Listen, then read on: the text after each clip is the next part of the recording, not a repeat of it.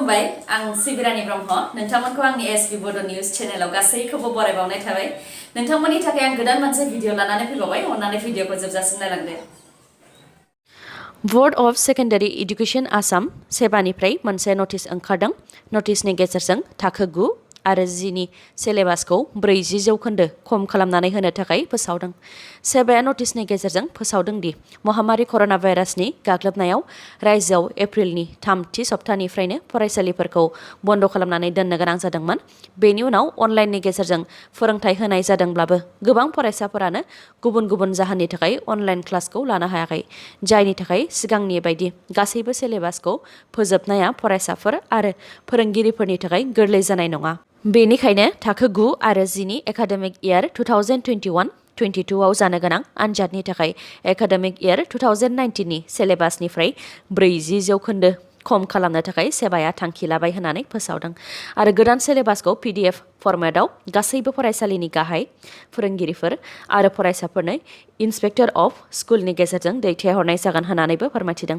बेनि अनगायैबो सेबानि official website sebaonline.org आवबो होनाय जागोन होननानै फोरमायथिदों लोगोसे बबेबा फरायसालिया जुदि सिगांनि सेबानि गासैबो सिलेबासखौ फोजोबनो हागोन बायदिब्ला फरायसाफोरखौ फोरोंनो हागोन होननानैबो फोरमायथिदों जाहाथे फरायसाफ्रा सोलोंनो हायो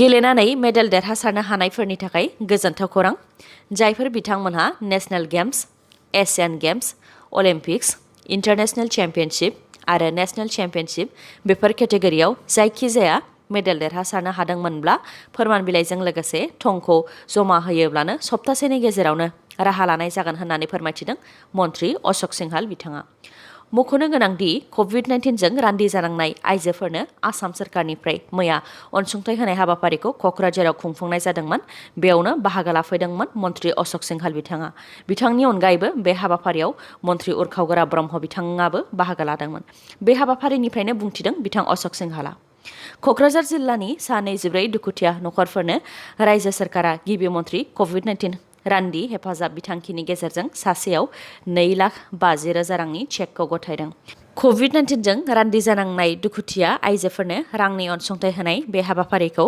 क'क्राझारनि बड'फा नोगोराव थानाय बड'लेण्ड हायुङारि गौथुमनि एसेम्बलि सावराय जथुम नब्लाङाव खुंफुंनाय जादोंमोन गुवाहाटीआव गिख्रंथावै बिदायानो बिनानावखौ बुथारनाय जाथाया सोराङाव फैदों गुवाहाटीनि उजान बाजाराव 13 बोसोर बैसोनि डिम्पल कुमावत मुंनि सासे हिन्जावसानि गोथै देहाखौ गावसोरनि न'नि सिङावनो साननि समावनो बुथारनानै गालांजानाय हालोदाव बिमायंआ नुग्रोजेनदोंमोन बे समाव डिम्पल कुमावतनि बिफा अशोक कुमावत आरो बिमा अनजालि कुमावतआ गुबुन साननि बायदिनो जाग्रा लोंग्रानि दखान होनो थाखाय ओंखारलांदोंमोन डिम्पल कुमावतनि गोथै देहाखौ न' सिङाव नुनायनि उनाव पुलिसनो खौरां हरनायाव पुलिसनि हानजाया फैनानै नुजाथिफैदोंमोन आरो जाथायनि सायाव नायबिजिरनाय खामानिखौ मावदोंमोन पुलिसआ गिबियाव बिमायंनि फिसाज्ला आशिक गुप्तानि लोगो आरो सासे भारा थाग्राखौ सन्देह खालामनानै गोख्रोङै सोंनाय फिननाय लाबाय थादोंमोन बेनि उनाव दा बिमायंनि फिसाज्ला आशिक गुप्तायानो डिम्पल कुमावतखौ बुथारनायनि सिमान लाबाय लतासिल थानानि पुलिसआ फोरमायथिनाय बायदिब्ला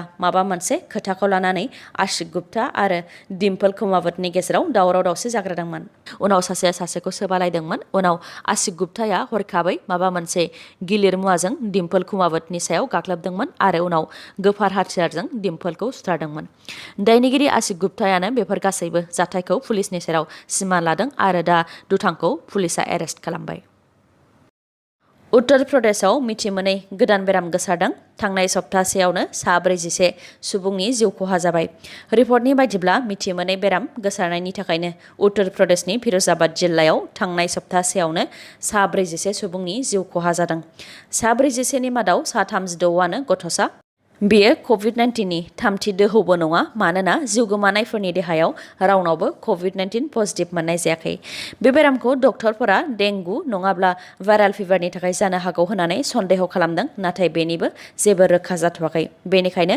मा बेरामजों बेबायदि थैग्लुंनाय जाथाया जादों बेनि सायाव नायबिजिरनो थाखाय Indian council of medical research ICMR खामानिखौ मावगासिनो दङ उत्तर प्रदेशनि गिबि मन्त्रि योगी आदित्यनाथ बिथाङाबो उत्तर प्रदेशनि फिरोजाबाद मथुरा आरो मैनपुरी बेफोर ओनसोलाव बे बेरामखौ होबथानायनि राहा खालामनो थाखायबो माखासे अफिसियेलफोरखौबो दैथायहरबाय आफगानिस्तानाव तालिबान उदखारिफोरा गोदान सोरखारनि गाहायखौ फोसावबाय।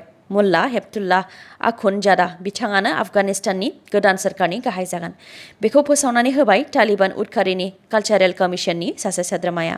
गोदान सोरखारनि गाहाय मुल्ला हेपतुल्लाह आखुनजादायानो आफगानिस्तान हादरनि बयनिख्रुइबो गाहायसिन जागोन। बिथाङानो सोरखार, मिलिटारि आरो जुडिसियेरिनि गाहायफोरखौ एपइन्ट खालामगोन। बेनि अनगायैबो राजखान्थि, धोरोम आरो मिलिटारि एफेयार्सफोरावबो बिथांनि मथेनो जाजोबगोन। आफगानिस्तान हादराव गोदान सोरखारनि थाखाय केबिनेटआव सावरायलायनायबो जागासिनो दङ आरो माखासे प्रभिन्स आरो जिल्लाफोराव तालिबान उदखारिफोरा गावसोरनि गभर्नर, पुलिसनि गाहाय आरो पुलिसनि कामान्डारफोरखौबो थिसनखाबाय। फोरमायथिबावनाय बायदिब्ला आफगानिस्तान हादराव गोदान सोरखारखौ थाबैनो तालिबान उदखारिफोरा फोसावनानै होगोन। आसामाव हारिखौ लानानै दावराव दावसि। बे दावराव दावसिया लासित सेना आरो आसामनि दुलाराय लाइमोन बेंगलि फेडारेशननि गेजेराव जादों। गिबियाव शिबसागराव जागायजेननानै दा गासै आसामावनो लासैनो गोसारनो हमदों बे दावराव दावसिया। रिपर्टनि बायदिब्ला शिबसागराव सासे रान्दि आइजो दखान होनाय हाखौ सेनानै सासे बेंगलि सुबुङा दखान फसंदोंमोन। बेखौनो हेंथा होनो थांदोंमोन लासित सेनाया। बेयावनो दखान होग्रा आरो लासित सेनानि गेजेराव दावराव दावसिया जाग्रोदोंमोन। बेनि उननिफ्रायनो लासित सेनानि आफादगिरि श्रृंखल सालिहा आरो लासित सेनानि मावथिफोरा गासै बेंगलिफोरखौनो थांखिनानै बुंथिदोंमोन दि कलकातानिफ्राय फैनानै आसामाव थाफैनाय बेंगलिफोरा आसामाव दादागिरि दिन्थिनो जेबो मोन्थाय गैया आरो बेंगलिफोरखौ खुन्थियायाव खानानै बुगोन, हान्थु खरायनानै निमाहा बिहोगोन बायदि बायदि राव बाहायदोंमोन। बेखौ खोनानानै अर जोंखांदोंमोन दुलाराय लाइमोन बेंगलि फेडारेशनाबो। लासित सेनानि आफादगिरि श्रृंखल सालिहानि बेफोरबायदि बिबुंथि होनायनि सायाव बेंगलि फेडारेशनाबो गोबां पुलिस थानायावबो गोबां एफआइआर होदोंमोन। नाथाय पुलिसफोरा दासिमबो एरेस्ट खालामिलाय बेनि सायाव राजखान्थिनि आखाइ थानो हागौ होननानै सन्देह खालामदों बेंगलि फेडारेशना। बेनि अनगायैबो आसामनि दाब दाब जायगाफोरावनो बेंगलि फेडारेशना लासित सेनानि हेंथायै सोमावसारदों। थिग बेबायदिनो मैया गसाइगाव जिल्ला आरो श्रीरामपुर दखरा बेंगलि लाइमोन फेडारेशननि बानजायनायाव श्रीरामपुराव श्रृंखल सलिहानि हेंथायै खुद्रिसारनाय हाबाफारि लादों। खुद्रिसारग्रा सुबुंफोरा श्रृंखल सलिहानि मुसुखा सावनानै श्रृंखल सलिहा मुर्दाबाद, बेंगलिनि बेरेखा राव बाहायग्राफ्रा हुसियार, श्रृंखल सलिहाखौ हमनांगौ आरो बेंगलि राव बाहायग्राफोरनि बेरेखा बुंग्रा लासित सेनाया जुदि गोहो दङब्ला नुजाफै, जोंबो आखायाव आसान गाननानै थाग्रा नङा बायदि बायदि होननानै बुंथिदों बेंगलि फेडारेशनाबो। गुबुन फारसेथिं लासित सेनानि आफादगिरि श्रृंखल सालिहाखौ पुलिसफोरा एरेस्ट खालामोब्लानो आसामाव अर जोंगोन होननानै हुमखि होदों लासित सेनानि मावथिफोरा आरो श्रृंखल सालिहानि हेंथा पुलिस थानायाव एफआइआर होनायखौबो बोखारनानै लाफिननो थाखायबो बिथोन हरदों।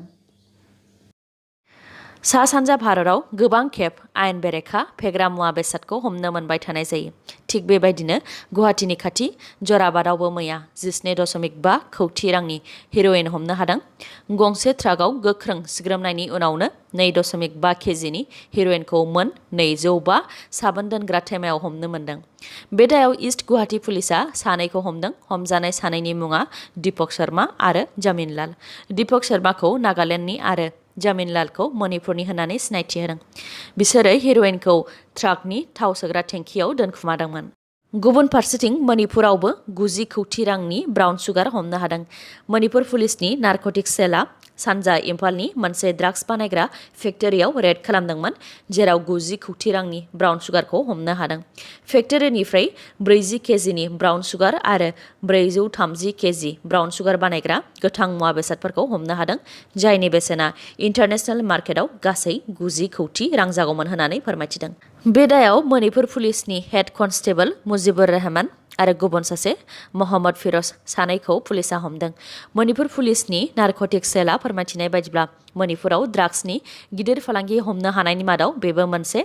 बेनिखायनो बे गेदेर देरहासारनायनि थाखाय मणिपुरनि गिबि मन्थ्रि एन बीरेन सिंह बिथाङा पुलिस हान्जानो 10 लाख रांनि बान्था फोसावबाय।